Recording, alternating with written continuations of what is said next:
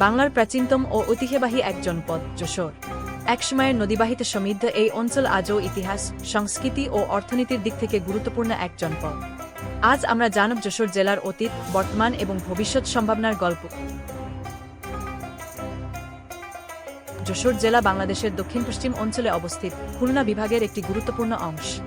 সাতক্ষীরা, ঝিনাইদহ, নড়াইল ও ভারতের পশ্চিমবঙ্গের সঙ্গে সংযুক্ত এই জেলা একসময় ব্যবসা-বাণিজ্যের কেন্দ্র ছিল।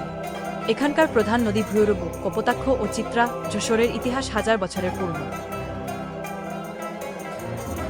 এটি বাংলার প্রথম স্বাধীন জেলা বলে পরিচিত। 1757 সালে পলাশীর যুদ্ধে নবাব সিরাজউদ্দৌলার পরাজয়ের পর যশোরের রাজা কীর্তিকানন্দ রায় ব্রিটিশদের বিরুদ্ধে বিদ্রোহ ঘোষণা করেন। এছাড়া ব্রিটিশ বিরোধী আন্দোলন ও মুক্তিযুদ্ধের ইতিহাসেও যশোরের অবদান অনস্বীকার্য।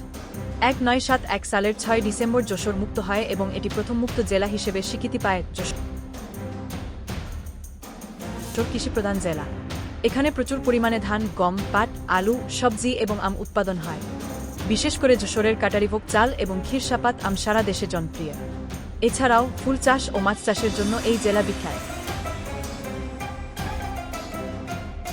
যশোরের গোদখালির ফুল বাংলাদেশের অন্যতম প্রধান রপ্তানি পণ্য। বাংলাদেশের অন্যতম প্রাচীন শিক্ষা প্রতিষ্ঠান যশোর জিলা স্কুল 1838 সালে প্রতিষ্ঠিত হয়।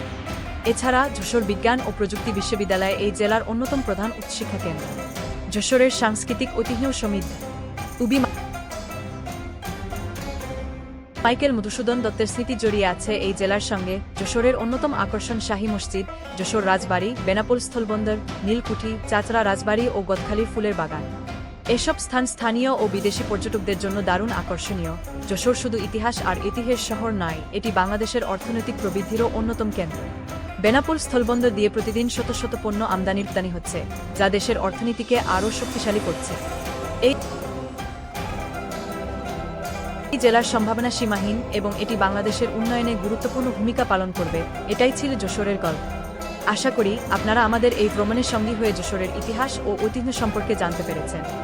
আমাদের পরবর্তী ডকুমেন্টারিতে দেখা হবে। ততদিন পর্যন্ত ভালো থাকুন।